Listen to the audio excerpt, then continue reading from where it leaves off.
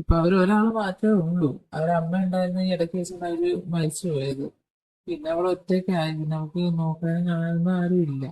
അങ്ങനെ ഒരു ദിവസം ഇവളെ ഫോൺ തറയിൽ വീണ് ഡിസ്പ്ലേ പോയി.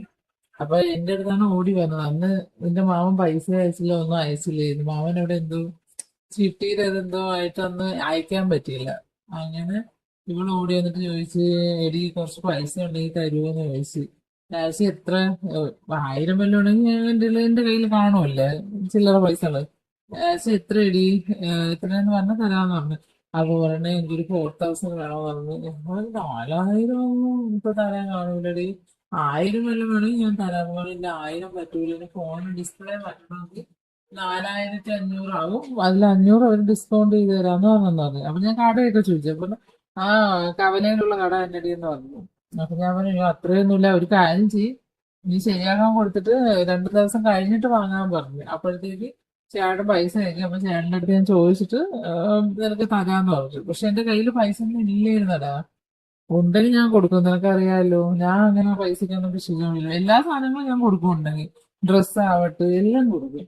അങ്ങനെ ഇവള് അത് പറഞ്ഞിട്ട് പോയി. പിറ്റേ ദിവസം വന്നിട്ട് ഞാൻ ഇവിടെ വീട്ടിൽ എന്തിനോ പോയി, എന്തോ സാധനം കൊടുക്കാനാണ് പോയത്. മറ്റേ കാർഗോയില് ഇതിന്റെ മാമ സാധനങ്ങളൊക്കെ അയക്കൂലേ. അപ്പൊ ഞാൻ ഈ അണ്ടിപ്പരിപ്പ്, മുന്തിരി അങ്ങനെയൊക്കെ സാധനങ്ങളൊക്കെ അയക്കുമ്പോ അവർക്ക് കുറച്ചുകൊണ്ട് കൊടുക്കാം. അവർക്ക് അതില്ലല്ലോടാ കൊടുക്കാനൊന്നും.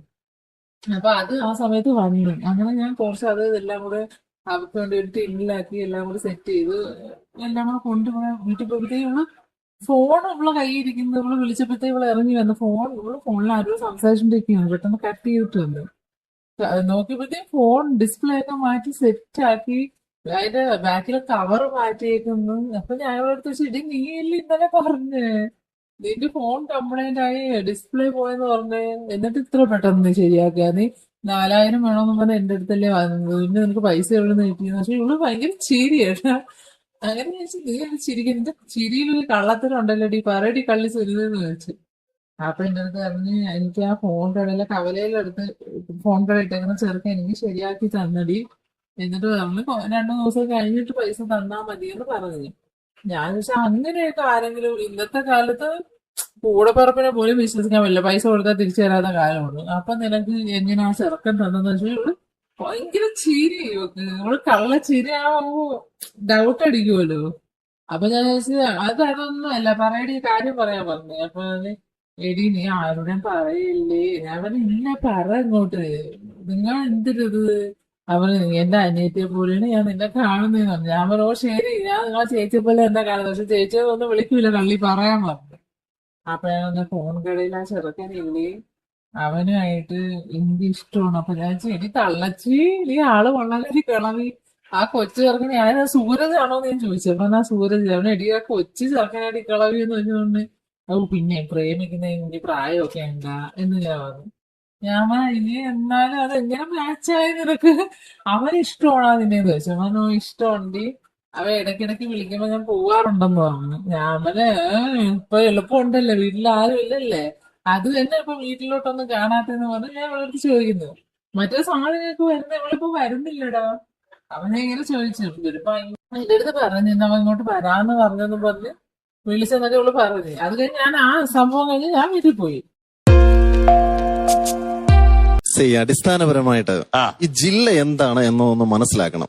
ഇവിടെ ഇർഷാദും എന്റെ സ്നേഹിതൻ ഇൻവെസ്റ്റ്മെന്റ് ആണെന്ന് അദ്ദേഹം പറഞ്ഞത്. ജില്ല ഇൻവെസ്റ്റ്മെന്റ് ആണ് എന്ന് പറയുമ്പോൾ ജില്ല ഇൻവെസ്റ്റ്മെന്റ് ആണോ എക്സ്പെൻഡിച്ചർ ആണോ? ബേസിക്കലി എന്താണ് ജില്ല? ജില്ല നിയമപരമായിട്ട് ജില്ലയുടെ ഡെഫിനിഷൻ എവിടെ പറയുന്നു? ഇത് കോൺസ്റ്റിറ്റ്യൂഷനിൽ പറയുന്നില്ല. അതായത് ഭരണഘടനയിൽ പറയുന്ന ഒരു സംവിധാനമേ അല്ല ജില്ല. പലപ്പോഴും ഇവിടെ പറഞ്ഞു വന്നപ്പോൾ ഇത് ഇന്ന സംസ്ഥാനത്തിന് ഇത്ര ജില്ലകളുണ്ട്, ഈ ജില്ലകൾ കൊടുക്കുന്ന കേന്ദ്ര ഗവൺമെന്റ് ഒന്നും അല്ല. ജില്ല എന്ന് പറയുന്ന ഒരു എക്സിക്യൂട്ടീവ് ഡിസിഷനിൽ തയ്യാറാക്കപ്പെടുന്ന ഭരണ സംവിധാനത്തിന്റെ സൗകര്യത്തിന് വേണ്ടി തയ്യാറാക്കപ്പെടുന്ന ഒരു ബോഡി മാത്രമാണ്. അപ്പോൾ ഈ ജില്ല വിഭജിക്കണം എന്നൊക്കെ പറയുമ്പോഴേ ഈ മാപ്പ് എടുത്തിട്ട് അതിൽ ഇങ്ങനെ ഒരു വര വരയ്ക്കുന്നതല്ല ജില്ലയുടെ വിഭജനം. 47 ഡിപ്പാർട്ട്മെന്റ് വരുന്നുണ്ട് സംസ്ഥാന ഗവൺമെന്റിന്. ഈ 47 ഡിപ്പാർട്ട്മെന്റിനും പാരലായിട്ട് ഡിസ്ട്രിക്ട് വൈസ് ഓഫീസസ് വരുന്നുണ്ട്. ഒരു ജില്ലാ വിഭജനം എന്ന് പറയുമ്പോൾ കളക്ടറേറ്റ് വിഭജിക്കുന്നത് മാത്രമല്ല, അതിനപ്പുറത്തേക്ക് ഡിസ്ട്രിക്ട് പോലീസ് ചീഫ്, DMOയുടെ office, district educational office, district രജിസ്ട്രാറുടെ ഓഫീസ്, ജില്ലാ കോടതികള്, പാരലായിട്ട് 27-30ഓളം സംവിധാനങ്ങൾ ഡിവൈഡ് ചെയ്യപ്പെടുകയാണ്. ഒരു ജില്ലാ കളക്ടറേറ്റ് ഡിവൈഡ് ചെയ്യപ്പെടുമ്പോൾ 250 മുതൽ 300ഓളം സ്റ്റാഫ് അവിടേക്ക് വേണം. ഒരു മാസത്തെ എക്സ്പെൻഡിച്ചർ മാത്രം staff salary near about 3 to 4 crores ആണ് വരുന്നത്. എസ്റ്റാബ്ലിഷ്മെന്റ് ഇൻവെസ്റ്റ്മെന്റ് തന്നെ വരുന്ന 1000 to 1500 crores. എന്താ ഇതിന്റെ മാനദണ്ഡം? ജില്ല ഡിവൈഡ് ചെയ്യണം. ഇപ്പൊ മലപ്പുറംകാരോടുള്ള എല്ലാ ബഹുമാനവും നിലനിർത്തി, എറണാകുളംകാരോടുള്ള എല്ലാ ബഹുമാനവും നിലനിർത്തി ഞാൻ ചോദിക്കുന്ന ഒറ്റ കാര്യമേ ഉള്ളൂ, എന്താ ഇതിന്റെ മാനദണ്ഡം? ജനസംഖ്യയാണോ? ദൂരമാണോ? ജനസംഖ്യയാണെന്നുണ്ടെങ്കിൽ 1 കോടിയിൽ പരം ആൾക്കാർ താമസിക്കുന്ന മഹാരാഷ്ട്രയിലെ താനെ ഇന്നേ വരെ ജില്ല വിഭജിക്കണമെന്ന് ആവശ്യപ്പെട്ടിട്ടില്ല. താനെയിൽ നടക്കുന്ന ഡെവലപ്മെന്റ് കേരളത്തിലെ ഏതെങ്കിലും ജില്ലയിൽ നടക്കുന്നുണ്ടോ? കേരളത്തിൽ 40 ലക്ഷത്തിൽ പരം ആളുകൾ താമസിക്കുന്നു എന്ന് പറയുന്ന മലപ്പുറം ജില്ലയിൽ തിരൂര് വേണം ജില്ലയായിട്ട് അടുത്തത് എന്ന് പറയുമ്പോൾ ഈ ഡിസ്റ്റൻസ് ആണോ അടുത്തത്? ഡിസ്റ്റൻസ് ആണെന്നുണ്ടെങ്കിൽ നിലവിലുള്ള മലപ്പുറം ജില്ലയുടെ ഡിസ്ട്രിക്ട് ഹെഡ്ക്വാർട്ടേഴ്സിൽ നിന്ന് 27 കിലോമീറ്റർ മാത്രമേ തിരൂരിനുള്ളൂ. എന്നാൽ എന്തുകൊണ്ട് നിലമ്പൂർ ആയിക്കൂടാ? എന്നാൽ 65 കിലോമീറ്റർ അപ്പുറത്തുള്ള നിലമ്പൂരുണ്ടല്ലോ.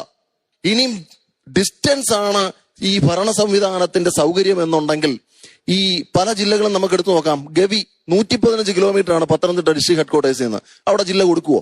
അതുപോലെ തന്നെ കോട്ടയം ജില്ലയിൽ നിന്നും വാഗമണ്ണിലേക്കുള്ള ദൂരം ഏകദേശം 80ഓളം കിലോമീറ്റർ. ജില്ല കൊടുക്കുവോ? ഡിസ്ട്രിക്ട് ഹെഡ്ക്വാർട്ടേഴ്സ് പൈനാവിൽ നിന്ന് ഇടുക്കി ജില്ലയിൽ നിന്ന് കുമളിയിലേക്കുള്ള ദൂരം 101 കിലോമീറ്റർ. ജില്ല കൊടുക്കുവോ? മൂന്നാറിലേക്കുള്ള ദൂരം 102 കിലോമീറ്റർ. ജില്ല കൊടുക്കുവോ? അങ്ങനെ ഡിസ്റ്റൻസ് അനുസരിച്ച് ജില്ലയെ ഡിവൈഡ് ചെയ്യാനാണെന്നുണ്ടെങ്കിൽ ഫസ്റ്റ് ഓഫ് ഓൾ നമ്മൾ മനസ്സിലാക്കേണ്ടത് ഇന്ന് എക്സിക്യൂട്ടീവ് മിഷനറി ചലിപ്പിക്കുന്ന ഒരൊറ്റ ആൾക്ക് പോലും ഇന്ന്